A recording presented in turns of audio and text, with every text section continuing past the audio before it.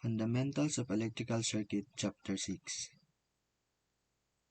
Capacitor. A capacitor is a passive element that stores energy in its electric field. It consists of two conducting plates separated by an insulator, or dielectric. The plates are typically aluminum foil. The dielectric is often air, ceramic, paper, plastic, or mica. When a voltage source V is connected to the capacitor, the source deposits a positive charge Q on one plate and a negative charge negative Q on the other. The charges will be equal in magnitude. The amount of charge is proportional to the voltage. Q is equals to CV, where C is the capacitance.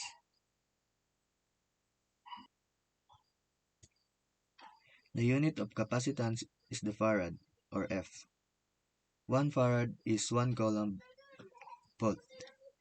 Most capacitors are rated in picofarad, or PF, and microfarad, microF. Capacitance is determined by the geometry of the capacitor, proportional to the area of the plates, inversely proportional to the space between them. E is the permittivity of the electric. Types of capacitors. The most common types of capacitors are film capacitor with polyester, polystyrene, or mica. To save space, these are often rolled up before being housed in metal or plastic films. Electrolytic caps produce a very high capacitance.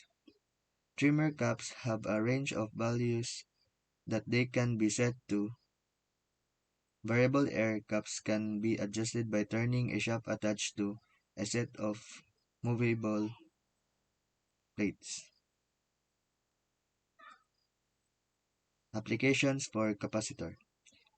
Capacitors have a wide range of applications, some of which are blocking DC, passing AC, shift phase, store energy, suppress noise,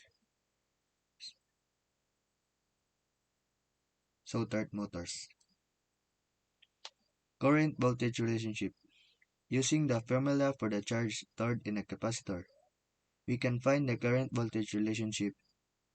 Take the first derivative with respect to time gives I is equals to C dV over dt. This assumes the passive sign convention. Stored charge. Similarly, the voltage current relationship is this shows the capacitor as a memory which is often exploited in circuits. The instantaneous power delivered to the capacitor is P is equals to VI equals to CB dV over dt. The energy stored in the capacitor is W is equals to 1 over 2 CB squared. Properties of capacitors. Ideal capacitors all have these characteristics. When the voltage is not changing, the current through the cap is zero. This means that with DC applied to the terminals, no current will flow. Except the voltage on the capacitor's plates can change instantaneously.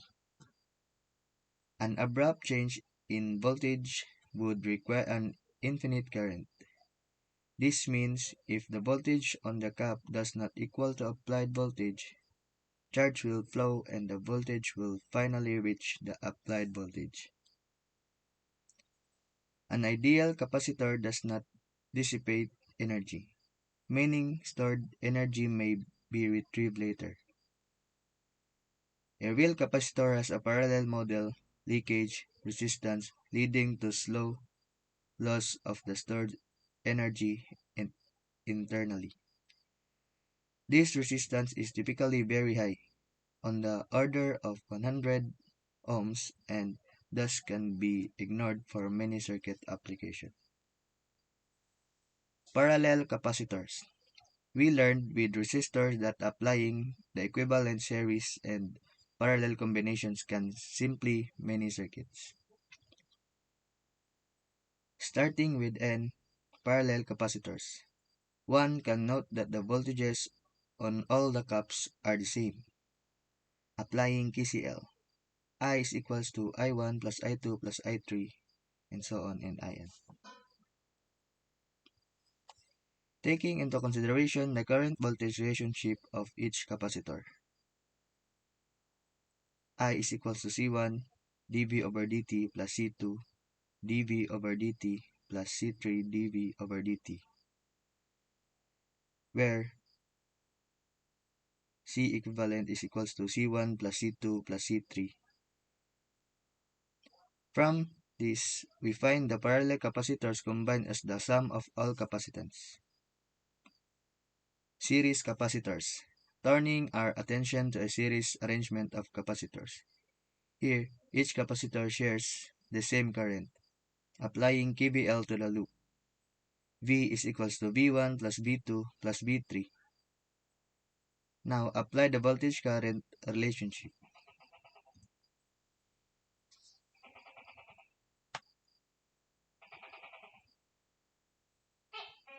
From this, we see the series combination of capacitors resembles the parallel combination of resistors. Series and parallel caps. Another way to think about the combinations of capacitors is this. Combining capacitors in parallel is equivalent to increasing the surface area of the capacitors. This would lead to an increased overall capacitance, as is observed. A series combination can be seen as increasing the total plate separation. This would result in a decrease in capacitance, as in observed. Inductors. An inductor is a passive element that stores energy in its magnetic field. They have applications in power supplies, transformers, radios, TVs, radars, and electric motors. Any conductor has inductance, but the effect is typically enhanced by coiling the wire up. If a current is passed through an inductor, the voltage across it is directly proportional to the time rate of change in current. V is equals to L di over dt, where L is the unit of inductance measured in henries or H. 1 Henry is 1 volt second per ampere. The voltage developed tends to oppose a changing flow of current. Calculating the inductance depends on the geometry. For example, for a solenoid, the inductance is Ln squared micro A over I, where N is the number of turns on the wire around the core of cross sectional area A and length. The material used for core has a magnetic property called the permeability. Current in an inductor. The current voltage relationship for an inductor. The power delivered to the inductor is P equals VI equals L di over dt I. The energy stored is W is equals to 1 over 2 Li squared. Properties of inductors. If the current through an inductor is constant, the voltage across it is zero. Thus, an inductor acts like a short for DC. The current through an inductor cannot change instantaneously. If this did happen, the voltage across the inductor would be infinity. This is an important consideration if an inductor is to be turned off abruptly, it will produce a high voltage. Like the ideal capacitor, the ideal inductor does not dissipate energy stored in it. Energy stored will be returned to the circuit later. In reality, inductors do have internal resistance due to the wiring used to make them. A real inductor does have a winding resistance in series with it. There is also small winding capacitance due to the closeness of the windings. These two characteristics are typically small, though at high frequencies the capacitance may matter. Series inductors. We now need to extend the series parallel combinations to inductors. First, let's consider a series combination of inductors, applying KVL to the loop. V is equals to V1 plus V2 plus V3, and so on, plus Vn. Factoring in the voltage-current relationship, where L equivalent is equals to L1 plus L2 plus L3. Here we can see that the inductors have the same behavior as resistors. Parallel inductors. Now consider a parallel combination of inductors. Applying KCL to the circuit, I is equals to I1 plus I2 plus I3. When the current voltage relationship is considered,